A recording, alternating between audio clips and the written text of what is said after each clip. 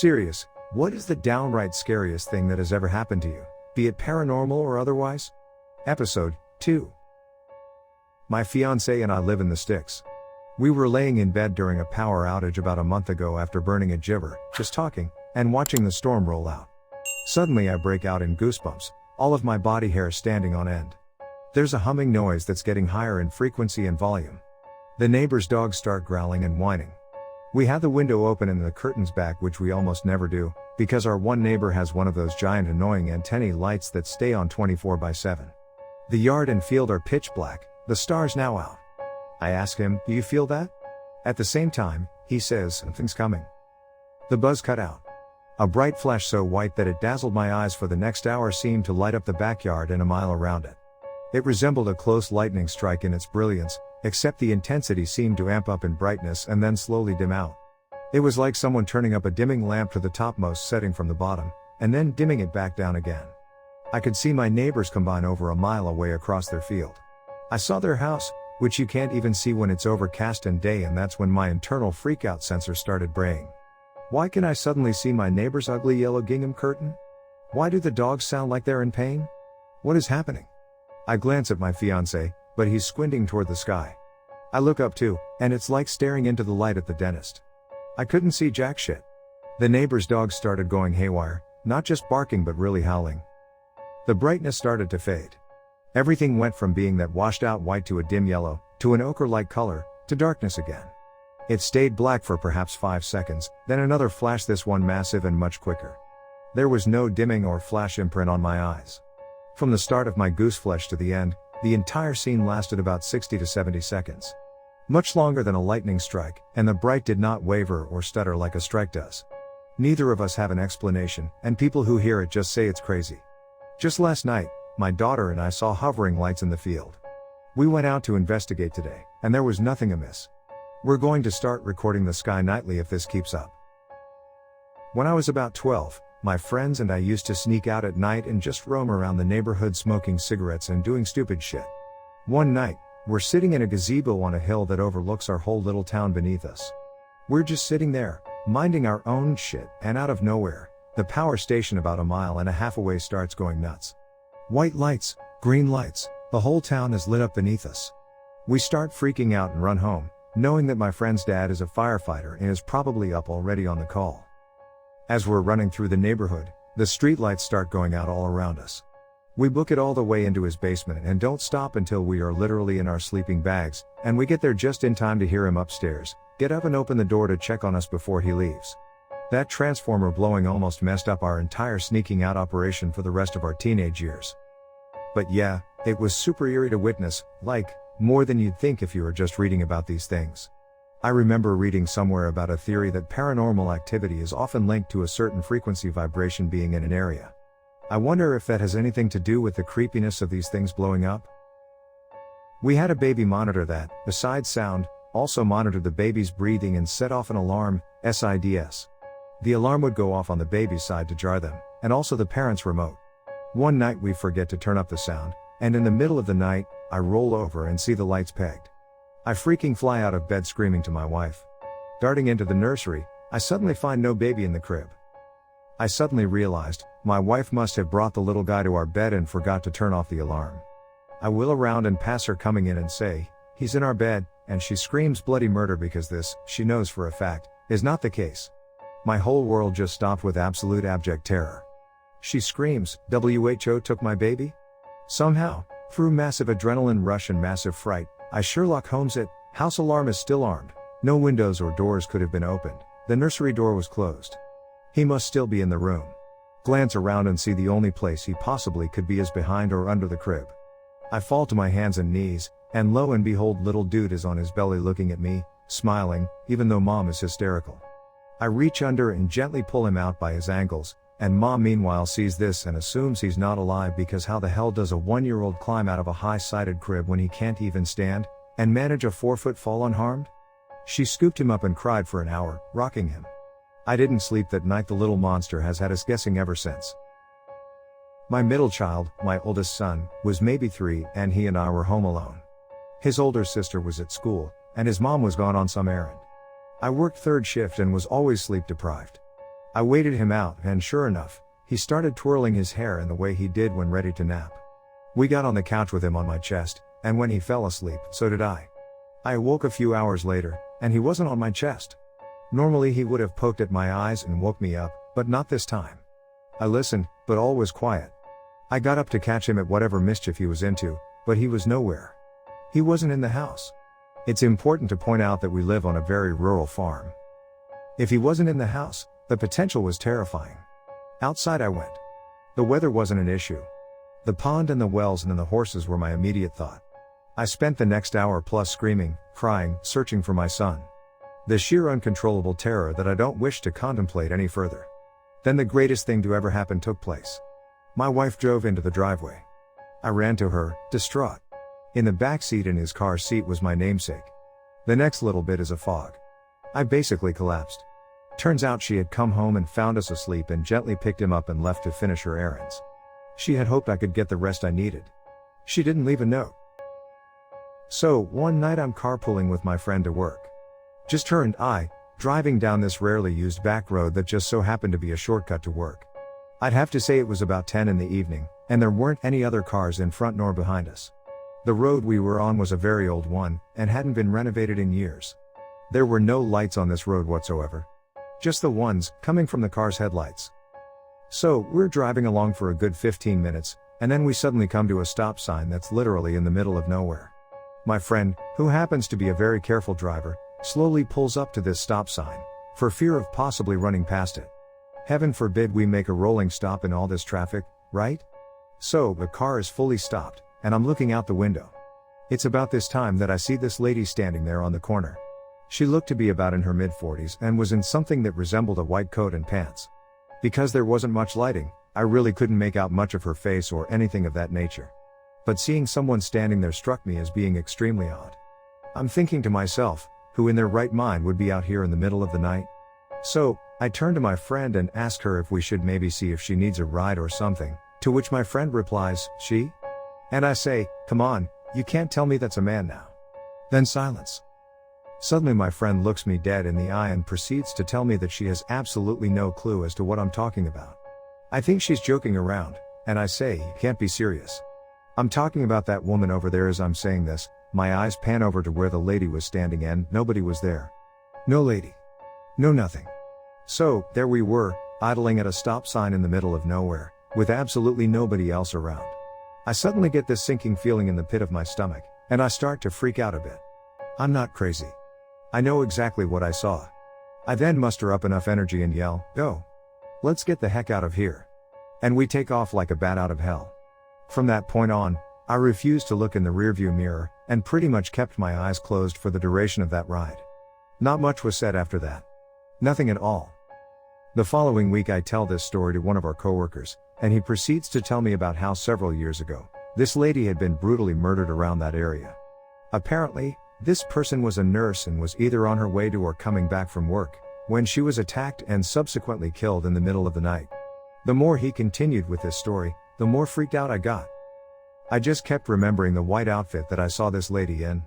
It was very similar to that of one that was either a nurse or one that worked in the medical field. Seriously, I'm getting the chills thinking about it now. Up until this day, I refuse to drive down that back road. Day or night, I'm not doing it. Nope. And if I absolutely had to, I'm running that stop sign like you wouldn't believe. When I was in high school, my mom used to drive me to Sunday school at our church in the neighboring town, and to get there, we had to drive over this mountain. So, it's probably 7:30 a.m., and it is super foggy outside, so we're driving up the mountain, and at the very top is a fancy restaurant on the left side of the road, and on the right side is a bunch of trees. Well, in the trees, there is an old church, like an 1800s old, tiny church. It's still pretty visible, but obviously no longer used. So, my mom and I are silent as we're driving, and once we get to the top, we pass the church. And as I'm looking out my window, I see someone sitting on the steps out front. I couldn't tell if it was a woman or a man. I couldn't even see a face.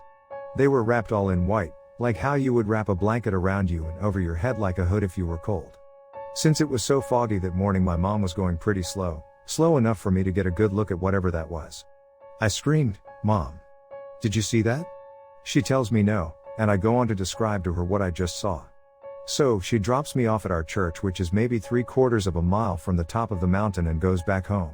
When she picked me up later, she told me she drove by the church, extra slow, and didn't see anything or anyone there.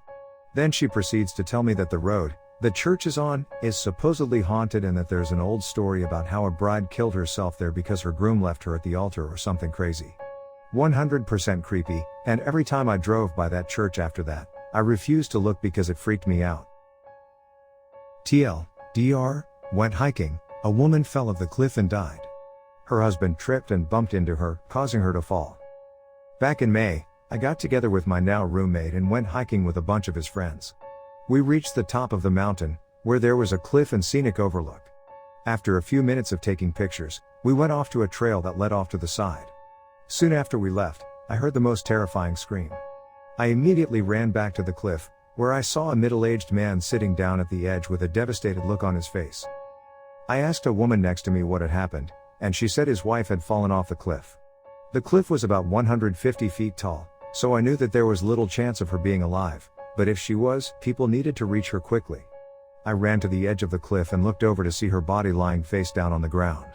While I tried to figure out how to get down to her, several people, including my roommate, were able to find their way down to her. She was unconscious, with one side of her face caved in. Blood was flowing heavily out of her ears and mouth. Her ribs and pelvis had been crushed, and one leg was twisted 180 degrees. Amazingly, they were able to feel a pulse, and they heard gurgling, so it seemed that she was still alive. One of the women at the top of the cliff was a psychologist. She yelled down to those caring for the woman to list out things that would have an emotional response: names of her husband, kids, dogs, etc. Unfortunately, she wasn't able to respond to any of it. I learned later on that it wasn't long after they felt her pulse and heard gurgling that they knew she was dead. Apparently, gurgling is a sign of being brain dead, so she had died as soon as she hit the ground, but her body continued to function for a bit longer. Wisely, the people with her didn't tell us that out of fear of making the husband even more upset. He was having a panic attack the entire time. One woman helped comfort him and tried to calm him down. At one point, I heard her say to him, "It isn't your fault." I assumed that he just meant he shouldn't have brought them hiking, which is normal guilt for people experiencing something so traumatic. But I later learned how she fell. His wife was taking a picture at the edge of the cliff, and he tripped and bumped into her, causing her to fall. It only took 10 to 15 minutes for paramedics to reach the mountain, but unfortunately, she had fallen on the side of the mountain without trails. The quickest way for paramedics to reach her was to hike through the thick forest. It took another 30 minutes before they were able to reach her. When they arrived, they took one look and immediately threw a tarp over her. People stayed for a while longer to help with anything they could, but after a while, we decided there wasn't anything we could do. That night we all had dinner together, and the day's events were obviously the topic of discussion. We all gave our own accounts of what we did, what we saw, etc. Some of us had actually seen her fall. A couple of the guys had actually been down with the woman and seen her injuries. But despite how gruesome the scene was, all of us agreed that the worst part was listening to the husband scream. For hours on end, he couldn't help but yell. It was one thing to see something so horrible happen, but listening to that man, someone who loved her, had spent many years with her, and had 3 daughters with her, was more traumatic than anything. All of the other people I was with went to the same high school, and their school found out somehow and immediately called them all into the office, where they had a meeting with the school counselors. We were all still shaken up at the time, but most of us were okay. One girl had to have therapy for a little while. We're all fine now, but I still get chills whenever I think back through what happened. Needless to say, I will never stand at the edge of a cliff for as long as I live. TLDR, I saw something truly nightmarish, and I wasn't the only person who saw it. Me and 3 buddies were hanging out late one night in a car on a dark street. You fill in the blank. I picked this particular street because my grandma lived on it, and I was very familiar with the neighborhood. I knew the families that lived in most of the houses on that block, elderly people. When we pulled up, I surveyed the houses. Everyone's lights were off. We should have no trouble parking here for as long as we want. I had the driver park in front of my grandma's friend's house on the corner. My grandma's friend, a lot like my grandma, was an old woman who went to bed early. No family lived with her, no husband. Knew her most of my life. Anyway, my grandma's friend lived on a medium-sized lot, and her house was up on a small hill. The hill was small, but it was pretty steep. A nightmare to mow. I'm sitting in the back behind the passenger seat. The car is still running at this point. We hadn't been there for more than 2 or 3 minutes, We had just begun our activities, when I caught a glimpse of something moving in the passenger side mirror. I looked out the window and what I saw scared me then, and it still scares me to this day, over 10 years later. I saw the silhouette of a person, laying on their stomach, doing an army crawl really fast on the side of the hill, and it was headed right for us. This thing was moving quick. I'm telling you, I don't know how it's even possible on flat ground to crawl that fast, let alone on the side of a hill. It wasn't going down the hill, it was moving parallel along the side of it. Anyway, I screamed for the driver to go. Go! Go! Now! Go! This thing had covered some serious ground in a matter of seconds. It was within 5 or 6 feet of my door when we squealed tired out of there. As we got to the end of the street and turned onto the main road, the driver and my buddy next to me in the back were yelling. What the F, man? Was it the cops? I couldn't speak, I was so badly shaken up. It had only been 10 or 15 seconds since we bolted down the street. I just wanted to get as far away from that road as possible. I couldn't process what I had seen. I didn't really want to. That's when it happened. I looked at my good friend, P, in the passenger seat up front, and he had an absolutely terrified look on his face. I blurted out, "You saw it, too. Didn't you?" He didn't say anything. He just kept looking in the side mirror and then back to the dashboard. By this time, my other 2 friends were pretty mad, and emotions were starting to escalate. I told them I saw somebody or something crawling toward the car really fast. I asked P to back me up. All he did was nod, and then he asked us to drop him off at home. I wanted him to tell us what he saw, but he refused. All he would say is that he saw something. At the time, that was good enough for me. I was just relieved I wasn't the only one who saw it and was freaked out by it. To this day, I don't know who or what it was. I hated going to my grandma's house at night after that. And I never really wanted to be around her friend after that, either. The thought of a 60-something-year-old woman army crawling that fast at 1 a.m. scares me even more. Myself and a girl also 18, for the purpose of this story, I will call her Ann as it's short and quick to type, would often drive around late at night, pull up in car parks and talk, watch moves on phones and other stuff. We both lived with parents and liked the space and time away for a bit. There were just 2 of us in the car. We did this quite frequently and would often say things about just driving through the night and be on the beach by morning. We never did, but that might have had something to do with living in England and it being winter. Anyway, back on point, one night she was driving, and it was getting on for 2 a.m. We decide it's best for her to drop me off home and call it a night. We pull up outside my house. I live on a fairly busy road with semi-detached houses. During the day, you might have to wait a couple minutes to cross, but at night it was dead apart from one car, maybe every 5 to 10 minutes. Halfway up the street on the left, is a small housing estate, which Ann lived on. After talking for about 5 more minutes, I was about to get out but noticed someone come round the corner. Now the distance must be a good 200 meters.